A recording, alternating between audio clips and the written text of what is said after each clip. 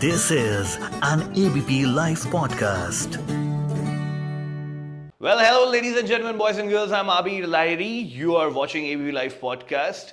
Saptah dar Saptah, a lot of people come into this podcast and we share wisdom, we share knowledge, and the intention and the objective behind this podcast is to give you a lot of gyan, is to take you on a journey of somebody special who is basically our guest. Joining me today in conversation is Mr. Ujjal Dosanjh. He's the former Premier of British Columbia and the ex-Health Minister of Canada. Welcome to ABP Live Podcast. How are you? Good to be with you. I'm well, thank you. What is the significance of the surname Dosanjh? Are you also from Jalandhar? I am from Jalandhar. I'm from the village Dosanjh Kala. Wow. So it was our ancestors who left another village 400 or 500 years ago that settled the village.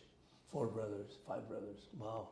And then it became like a... It's a big village now. It's a town. It has about 200 shops. I was reading about you and you were born in 1947. That is the year when India got... 1947. Yeah. When the India got its independence. Well, I cheat a bit in the sense that I was actually born in 1946. Okay. But in those days, the dates of birth were a mystery, right? Yes. So I've never changed it. Okay. So I consider myself a child of the midnight because I was born in 46, but my date of birth written is 47. And when you say partition, we used to, in Punjabi, the word is role. Role paida. Okay. Right? Role pay in 1947. Yeah. So I'm a child of the role, of the noises. Yeah. How has been the journey? How have you seen India changing and the entire world changing in these good 75, 76 years? It's changed a lot. I mean, when I was growing up in India, we didn't have electricity. I'd never seen a landline phone. Our whole village, one of the bigger villages in the area, had one car. And now I go back, every other home has a car. I didn't see electricity until 1959. We used to read with a kerosene lamp or a mustard oil diva. Wow. But you see, like a lot of people, they comment on this that there was peace in those days. You don't find it now. Is it true? Absolutely. I think there was peace. There was a sense of expectations that we have inherited from the independence movement. People felt India was going to go places.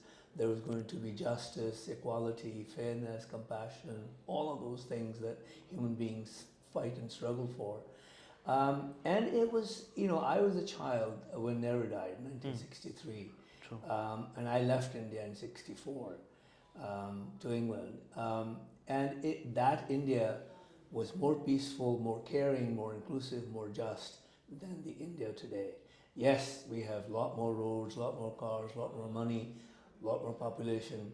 We're a fast-growing economy. We mean something in the world. But in terms of the quality of life, the peacefulness, the sense of togetherness, the sense of the common pursuits that we were all engaged in as children and older people back in the 50s, 60s, I think that was mesmerizing for people like me. And I'm a child of all of those things. True. And when I look at India today, I'm excited because India is producing men and women of great caliber. But I'm also disappointed and dismayed that India is communalizing itself to such an extent that it is actually killing the idea of India that the freedom fighters fought for. What do you think went wrong, apart from communalization? I think my father used to say, because the corruption was creeping in. And my father used to say, when people are educated, there'll be no corruption. And I've been still waiting. I mean, people are a lot more educated now than they were in my time. True. And there's more corruption. And I think corruption has nothing to do with, sometimes we just blame governments. Governments are us. We elect those governments. True. And if 99% of the people didn't want the country to be corrupt, and they took a stand one day and said, no, we're not giving you 1 red cent for getting anything done. These are our rights, you do the work, you get the wages. True. I think corruption will disappear in one moment. the tragedy is there are some of us that are fighting, very few though. Vast majority of us are just wanting to make a living and move on. And so that sense of pursuit of justice and fairness, that has largely gone, but it exists in, there are activists and others who are dying for freedom and fairness. Sure. But most of us, I think, are sleeping through it. Okay. Sadly. That's how I see it. Yeah. From the outside. What do you relate most to, being an Indian or being a Canadian? Both. And just be honest. No, both. Absolutely both. When I first got elected in '91, there was an Indo-Canadian Indian broadcaster from CBC who came to interview me at my home, Belle Puri, her name, Puri. Okay. And one of the questions she asked me was, she said, how do you define yourself? Nobody had ever asked me that question. And I just said, I said, look, I'm a Canadian citizen. I'm an Indian by heritage. I'm Punjabi by mother tongue. And if at all anyone is ever interested, I was born and raised in a Sikh family, it doesn't matter to me. That part doesn't matter to me. I said, that's how and I'm proud of all of that, right? And you can't define yourself any other way if you're an immigrant, particularly. True. And if you love the place that you left. Yep. Despite loving you left. Yes. Which is a tragedy, but you did. What kind of emotions somebody goes through when they actually leave the place which you actually love? I think most of us sleep through it because most of us essentially want to get on with our lives, make a living, earn a living, buy a home, buy a car maybe, and send some money back home. And many of us carry this desire to return, carry this sense of guilt for having left because knowing that your brothers and sisters back home are struggling, are fighting for things that you should care about as well. So in a sense, you have this desire to come back, but mostly you never come back. I always used to say to my wife that I want to go back, but you never, once you go, you never come back. You rarely come back, and that's perhaps as it should be. But the thing is, the country that has given you birth, that has given you nurture for 18 years of your life, and a poor country at that. True. It educated you for those many years. And if you are any good, then it's a loss to the country. True. And if you're not good, then... You were certainly very good. So it's a loss for India, I believe, but destiny has its own role to play. We'll be discussing about your book, The Past Is Never Dead. This novel is published by Speaking Tiger in India. Yeah. What exactly it is all about? If I am a nobody who has no clue about this, how would you explain it to me? This is the story of an untouchable child leaving Punjab at the age of, from grade 10, matriculation in those days, and going with his father to England, to a town called Bedford. I lived there for 3.5 years. So there's nothing autobiographical about it. There are some stories that I knew, but this is the life of an untouchable child whose father immigrates to Britain in 1942 during Quit India movement. As I say, Gandhi said, you quit British, and he quit India because of the injustice he was facing. And then he comes back in 62 to take his son, only son, and his wife with him to England. And this is the story of that child. And what happens to him, the untouchability, the caste, it follows. It's in hot pursuit. It never leaves you alone. And it's the tragedy of caste, and that's why the name is The Past Is Never Dead. Like you think you've left the place where you were unequal, you were unfairly treated, but that unfairness, that sense of inequality lingers and in fact confronts you in faraway lands and impairs your life and makes you unhappy. And you have to struggle. So this is the story of that young kid who was a Sardarji, who had a turban, because there are a lot of untouchables who are Sikhs. Yes. Despite being a Sikh, they were mistreated because caste is everywhere. It's everywhere. It's kind of gone into our veins and our nerves, and it never leaves. And so this story had been in my head since the 60s. Okay. Because I saw some things in England that I felt guilty about, because I had been in England only for about 2 weeks when an incident happened where an untouchable old man, a handsome looking, fiercely handsome man, elderly, 68, 69-year-old at that time, Okay. a father figure to me, a friend of my cousin's, was beaten up by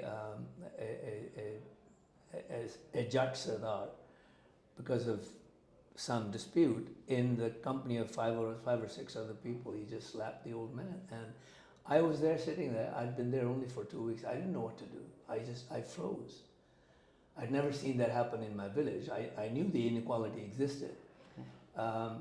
And the fact that I stood there silent, did nothing, that I was new, that remained with me. The guilt remained with me. And I wanted to write part of that story. And finally, once I've retired and I have time to do these things, and hence I penned it down. You've traveled across the globe. Do you see untouchability, or so to say, racism that is a part of untouchability, if you want to? Absolutely. I mean, caste It's everywhere, or it's in few only in few countries? Caste is everywhere amongst Indians. It has never left Indians. Whether the Indians are in West Indies or Trinidad, Tobago, caste never left them. And that's a tragedy. And caste has never been dealt with in India either, although it's illegal. Yeah. So in a sense, that's part of our lives. It's a tragic part of our lives. It's a hangover which is never going.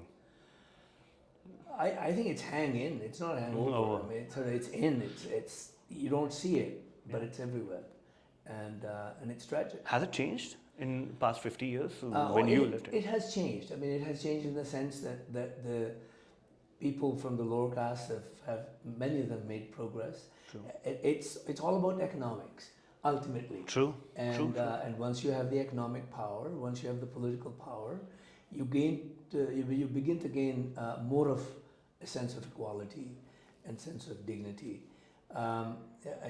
People may still talk behind your backs as to what caste you're from, but they dare not say anything in your presence. Yeah. And I think that's an improvement, but one wish it didn't exist at all. That's a utopia everybody is wishing for, I guess. Sorry? Of That's course. it, yeah. Of course. But has it increased or has it decreased? What is your analysis of it? I think the caste discrimination in places like Canada is not as blatant. It can't be, because there's the other larger society that doesn't even understand what it is. But when you intermarry, when you sit together with people, like amongst the Sikhs, you have the Ravidasiya temple, then you have some Valmiki temple, then you have other temples. Why do you have these temples? Because of castes. True. You're supposed to be one, yet you're divided. Yes. Right? So in that sense, the distinction and differences are blatant. However, in terms of the daily living, it doesn't impact your life as much. Okay. In terms of interrelationships, when children want to marry, many of the children don't know about castes unless their parents tell them. For instance, my middle son was at second year university when he came home running one day and, Dad, are we Jats? He couldn't even say Jats, right? And I simply said to him in Punjabi, and I'm going to say that, I said, what does it mean? It means those are idiots. Who told you we're Jats? Acha, okay. Makes sense. And so we had never talked about caste at home. We actually never talked about religion at home. And today they don't know many things about these issues, and that's fine.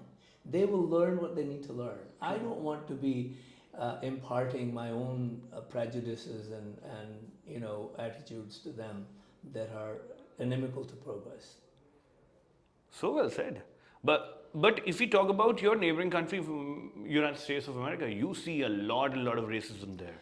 How these two countries, being so close to each other, are totally different?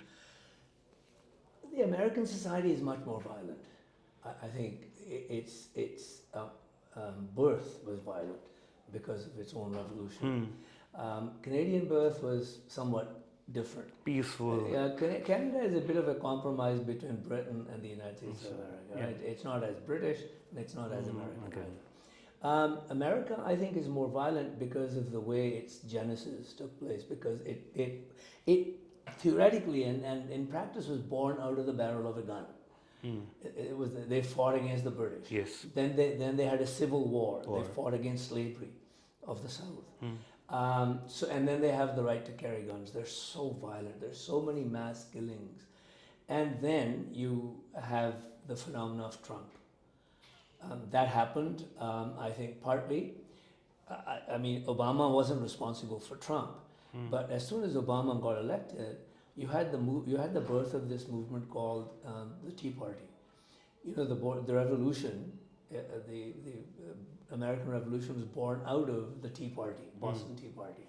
And so you had a more recent Tea Party movement form right after Obama was elected president. And their slogan was, "We want our America back," as if Obama had kind of stolen their America from them. So those were a bunch of racists, hidden racists who came to the fore. And then Trump simply fueled that fire. And the Rust Belt, the whites in the Rust Belt area where they were getting poorer, jobs were getting lost, they were going to China. They, in a sense, revolted, and they saw their life or way of living threatened with immigrants from Mexico and other Hispanic countries, and more immigrants from other parts of the world, and the blacks already there. True.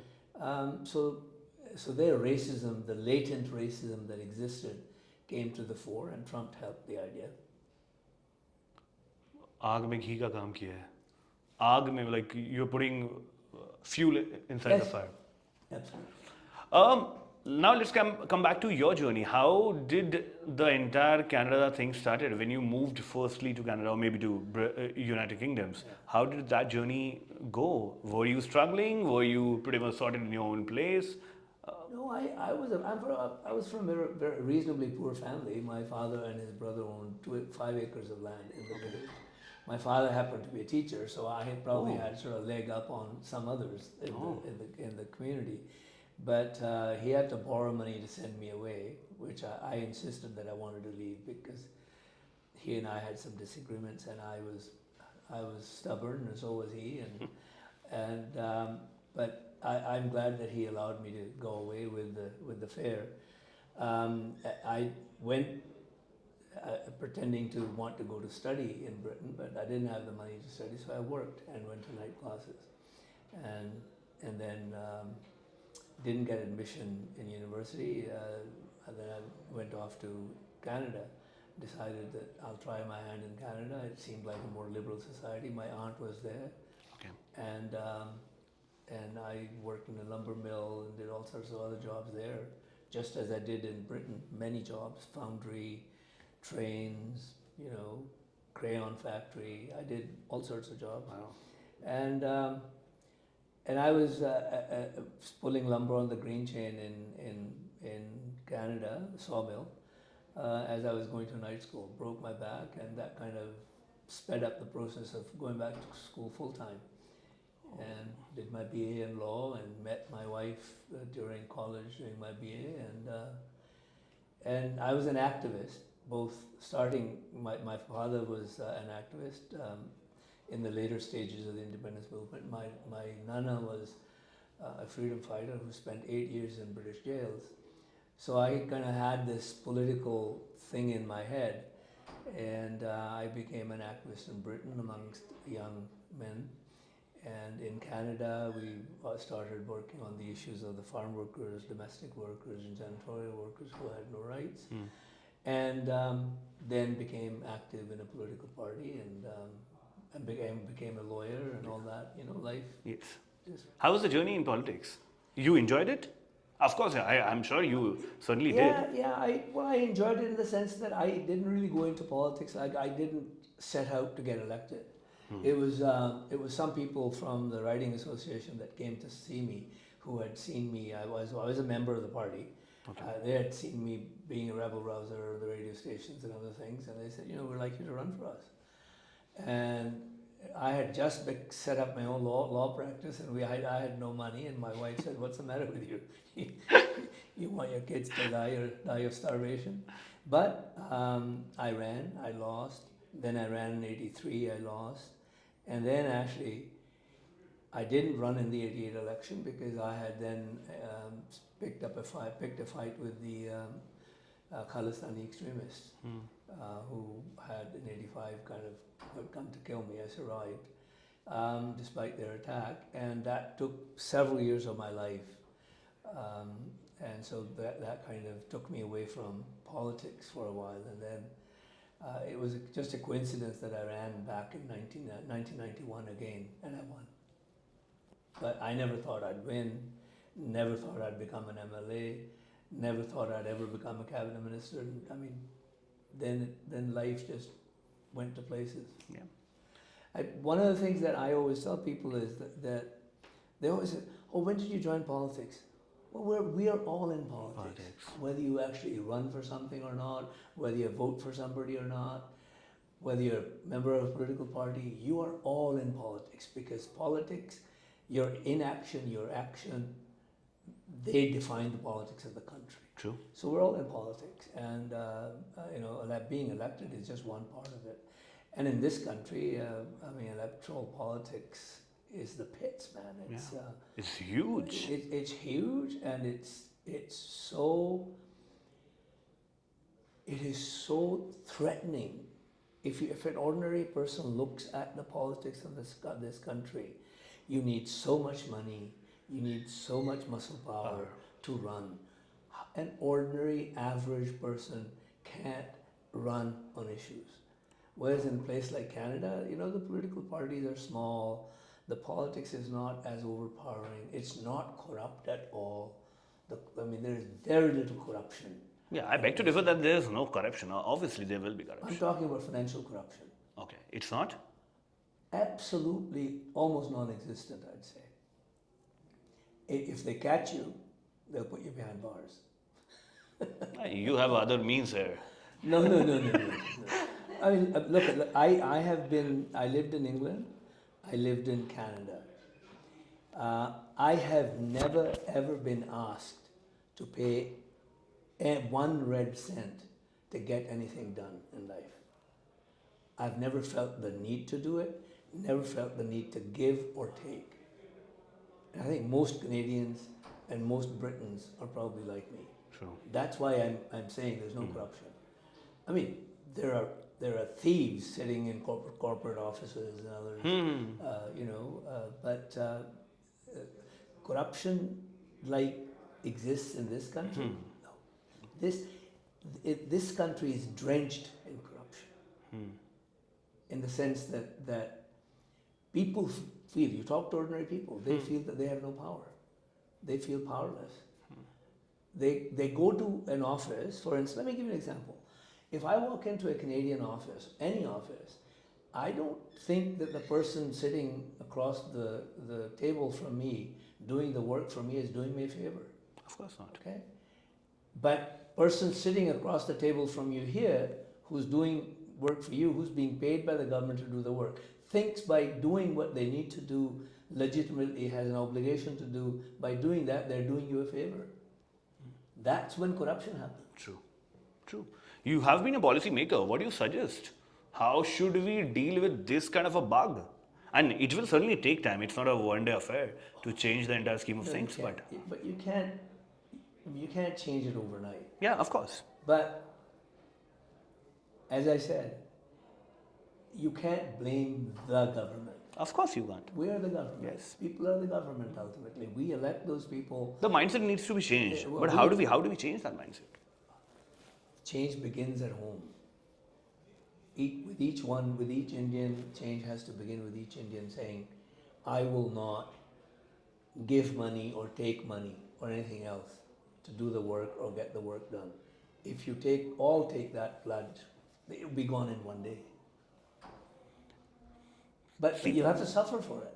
Of course, we both are sitting at a stage of privilege. We can certainly say that, but a lot of people, it may be the matter of survival for them. If they don't bribe anybody, if they are not um, inside that loop of corruption, they won't survive. That is also a problem. those are the choices we make. Agreed. I mean, there are people who fought for the freedom movement. Agreed. They could have decided, it's too hard. Agreed. It's going to be too long. True. We shouldn't be doing it. True. My children are not going to go to school. They'll go hungry if I go to the jail, right? True. Hey, people make choices.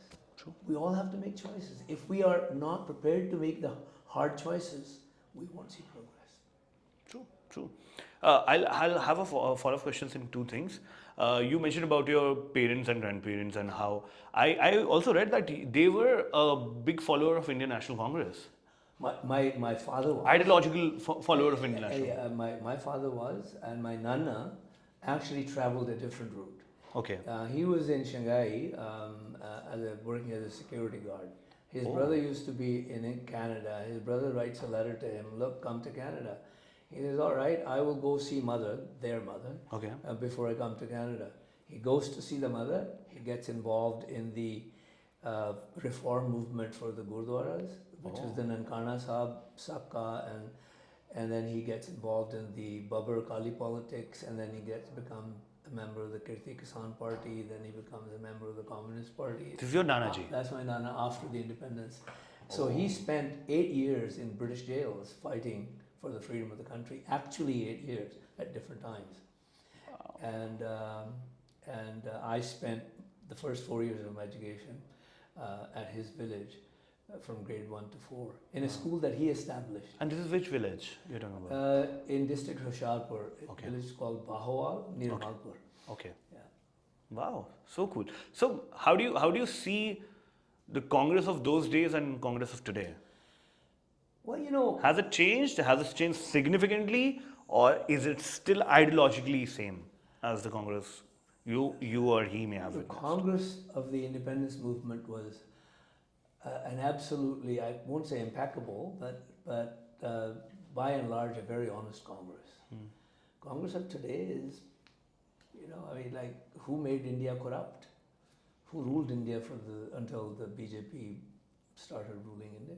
The Congress brought it to the corruption that existed, and that's why I've written a few more novels that are going to be published. One of them is named Gandhi's Bastards, and the next novel that I just finished the first draft of are called Godse's Children, and sort of they're related, as you can tell, as you can tell from the titles. Slightly a controversial title to think of, but yeah, it will be an interesting read, I feel. Of course. My view is that Congress, by and large, after Nehru and Shastri, betrayed the ideals of Gandhi and Nehru's ideals. And that's why we have the India we have today. We can't blame Modi for it. We can't blame anybody, not a single person for it. I guess. No, I blame institutions like Congress and like the RSS. I mean, RSS is there. They gave birth to BJP. Now we have BJP. You had Congress that betrayed the ideals of Gandhi and Nehru. That's why we are where we are. Do you follow Indian politics a lot? I read about it a lot. Okay. I don't follow it in the sense that I have never had any interest in coming and running here for anything. True. Yeah, of course. But do you see any solution to the entire political chaos we see today? Like, there is Congress, there is BJP, we don't see a third alternative. Do you see any third alternative in place? India actually, if I were to be absolutely honest with you, India lacks the leaders that India needs. There are no leaders in India that can, of the stature of Nehru and Gandhi and people. Like even in the 60s, when I was growing up across the world, I mean, you may like them or dislike. I still say even across the world, you don't have the leaders of that stature of Nehru and Tito and Nasser and Kennedy and, even in our own country, in Canada, we had Pierre Trudeau. I mean, after that, we've had Yeah. prime ministers that most people don't remember the name of. Yes. And so I think that the whole world is suffering from this lack of Leadership. stature among leaders. Obama was an example. I was, Obama was yeah, great. Obama was a wonderful example. Absolutely brilliant, and totally a whole career in politics and life without any blemish. Yeah. Which is This something is huge. to- And that too, like a president of a superpower Absolutely. nation. But that tells you whether you're corrupt or not. Like nobody can ever say to Obama was corrupt, ethically or otherwise, right? And those are the kinds of leaders you need in India. Where are they? And why don't we see them? There must be leaders like them around us. Well, They don't get the stage, I feel. No, there are people. Yeah, of course there are people. There are a lot of activists working in the trenches. They don't get the recognition. They don't get the stage. They can't get elected because they aren't corrupt. They don't collect huge amounts of money, and they don't spend huge amounts of money on these things. But I'm not sort of a social scientist, but I was listening to Yogendra Yadav on YouTube one day, and he was talking about how I think that you have to have change almost in each and every village and city. You need people who, from the ground up, who begin to see a different India, a different country that they want to build, and carry people along with them. And it's not going to happen. These traditional parties, they're not going to do it for you. I mean, there's a glimmer of hope sometimes when you see a yatra like Bharat Jodo Yatra, but that's probably once in a lifetime kind of thing. True. And We should see more of that in India, right? India should see more of that. And India should see a more honest Congress. And India should see a less communal BJP, and less corrupt BJP and less corrupt Congress. And then perhaps we can talk about the real issues. But we have a lot of alternatives as well. Like there is Aam Aadmi Party, there is Trinamool Congress. Do you see them acting as a threat to these two major parties? Well, in terms of being able to form majority governments, yes. But other than that, I mean, one of the tragedies in India, and it's not anybody's fault, is that you have too many regional political parties. And they detract from the ability of the country to formulate 2 or 3 opposing views in 2 or 3 major political parties. And the only thing holding the BJP together at this moment is their Hindutva front. Other than that, they have nothing to hold them together either. So you have to have some ideological unity, and Hindutva, I think, gives BJP that ideological unity. The Congress has lost the ideology. And I think Bharat Jodo Yatra may have tried to revive it. I think without the ideology, Congress is never going to win a majority government. You need the ideology to fuel people, to encourage people to come together. There are a lot of people who want to run for politics because they want power. You don't need those people.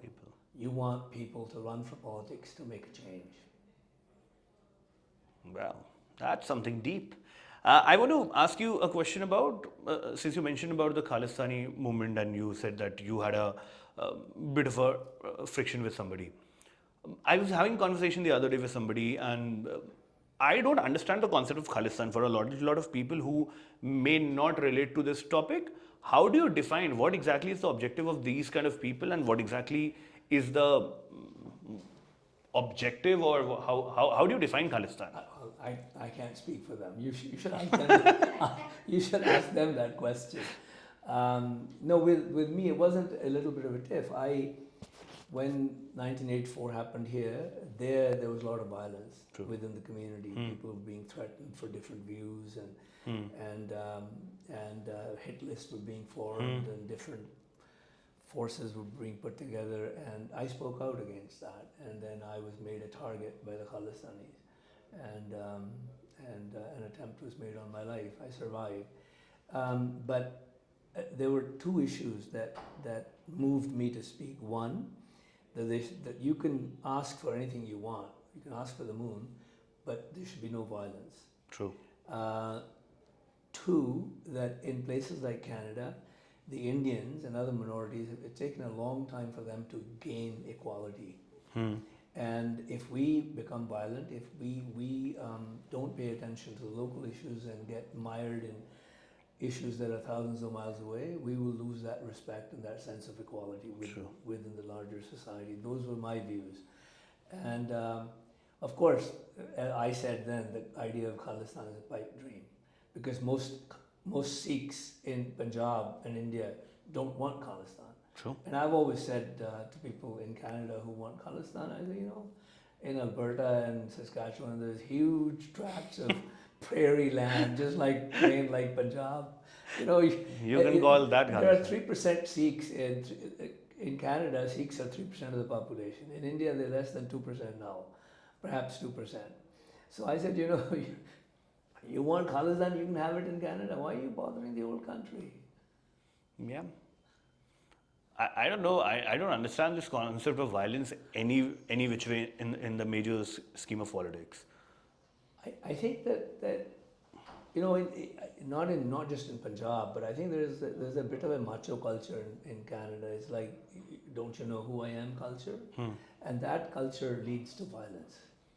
That culture is not a culture of fairness or justice or compassion, and then it can lead to there's sometimes when people are oppressed or they feel oppressed, they feel unfairly dealt with. Anybody who speaks the loudest and carries the largest or the longest sword or longest lathi is seen to be the savior. True. People have lost hope and they want to see hope. Then someone comes along and says, "Oh, I'm going to get you everything you want with a sword." People follow. People aren't philosophers, People need to make a living, as you said. People have their daily problems. And if they see any hope, they don't get into philosophical debates of violence or non-violence. They just want their daily bread and peace. And that is hard to come by sometimes. Isn't this macho culture basically ignited from maybe racism or maybe casteism? I know more about Punjab, but the macho culture in Punjab it's about caste. It's about the Jats, essentially, people who own land, agriculture, and most of them happen to be Sikhs. And so then they talk about the last guru who had to fight Aurangzeb, of course, with violence, and they think then they're justified in using violence to achieve their modern aims, and I think that connection is wrong. However, that's their view. I disagree with them. On that note, बहुत shukriya and thank you for having this conversation on ABP Live Podcast. I wish you all the best for your book and for the future books. We'll certainly have a conversation if you're in India, why not? Else we'll do it over Zoom. Absolutely. And I would love to have your opinions again around Gandhi and whatever you mentioned. I won't dig deep into that topic now. That's for a later date. All the very best for your book and have a wonderful, wonderful life ahead. Thank you. Thank you very much.